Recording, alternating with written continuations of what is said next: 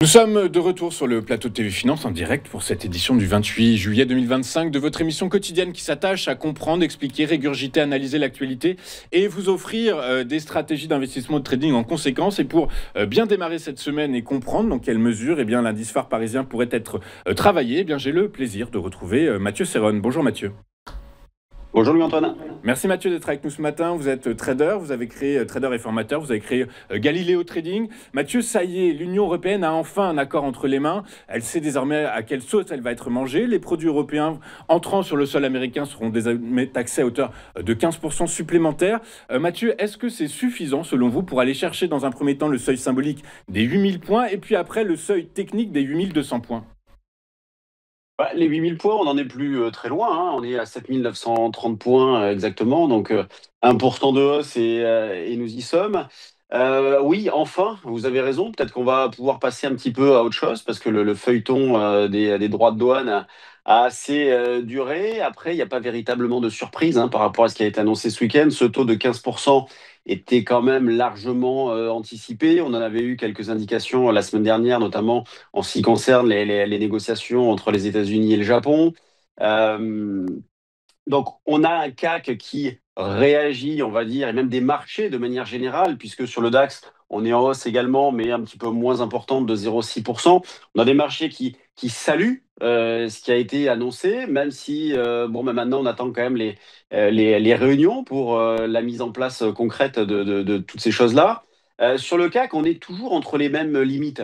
Depuis plus de 2 mois, vous voyez, depuis début mai, on évolue entre les 7500 et les 8000 points avec un peu un marché qui bouge comme un poulet sans tête. Vous voyez, on a des mouvements un peu violents dans tous les sens, mais sans véritablement prendre de direction. Voilà, un marché un petit peu foufou. Mais sur le fond, il reste toujours, on va dire, du bon côté, avec comme pivot, et c'est le niveau que je propose depuis des semaines, pour pas dire des mois, les 7500 points. Donc, tant qu'on est au-dessus de la zone des 7500-550, je considère toujours qu'à moyen terme, nous sommes du bon côté. Ce niveau-là est parfaitement fonctionné déjà le 23 juin, me semble-t-il. À court terme, c'est les 7720 que je surveille. Donc, j'achète tant que nous sommes au-dessus des 7720. En dessous, je reverrai ma copie. Pour l'instant, on en est assez éloigné, donc il n'y a pas de souci. Donc, ma stratégie de fond, quant à elle, n'a pas du tout changé. J'essaye de profiter de la volatilité à court terme pour accumuler des écarts en privilégiant, donc vous l'aurez bien compris, les achats sur repli. Dans cet esprit-là, un achat vers les 7900 points pourrait être tenté. Pour l'instant, je ne me précipite pas. J'attends de voir un petit peu ce qui va se mettre en place après l'ouverture, puisque n'oublions pas que jeudi, les marchés avaient également réagi positivement aux annonces de négociations entre les États-Unis et le Japon. Et puis derrière, on avait perdu quasiment 2%. Donc, dans ce contexte-là, je ne me précipite pas. Je conserve toujours un solde acheteur. Ça, c'est valable sur le CAC et c'est surtout valable sur le DAX, le SP500. Pourquoi surtout valable sur le DAX, le SP500 ? Parce que ce sont des indices qui surperforment largement le CAC 40. Donc, c'est vrai que sur le CAC, j'ai plutôt tendance à accumuler des écarts et je laisse porter des positions par ailleurs. Euh, la semaine va être extrêmement chargée, vous le disiez, beaucoup de catalyseurs avec la Fed, donc mercredi soir. Je regardais ce matin les attentes, on est toujours à un statu quo anticipé à 98%.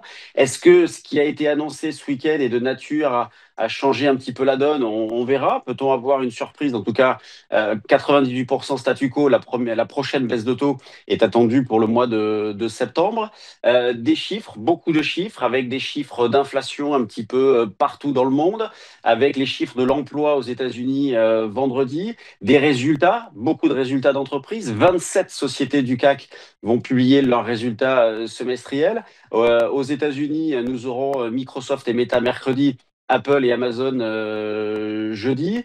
Donc, pour l'instant, le contexte n'a pas changé, malgré ce qui a été annoncé, malgré, on va dire, la visibilité qui s'améliore. On est d'un point de vue graphique, technique, toujours entre les mêmes limites. Sur le CAC, nous aurions une impulsion au-dessus des 8000 points, avec en ligne de mire les derniers plus hauts autour des 8200 points, mais je m'attends toujours à ce qu'il y ait beaucoup d'hésitation. Écoutez, on va effectivement suivre tout cela avec attention. La semaine est effectivement très chargée. Je reviens un instant sur ce que j'ai dit. Les 15%, c'est pas un taux qui va s'appliquer en plus des taux déjà existants. C'est un seuil maximum.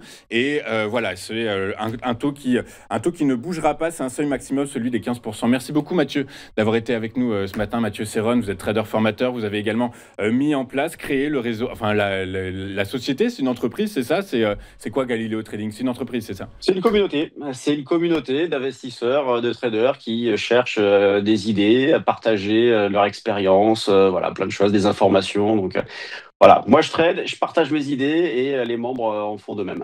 Voilà, c'est donc toute l'essence de Galileo Trading. Merci beaucoup Mathieu d'avoir été avec nous ce matin. À très bientôt. À très bientôt, non, parce que nous, on va marquer une pause. On va se retrouver début septembre maintenant. Donc, écoutez, je vous souhaite une d'excellentes vacances si vous en prenez.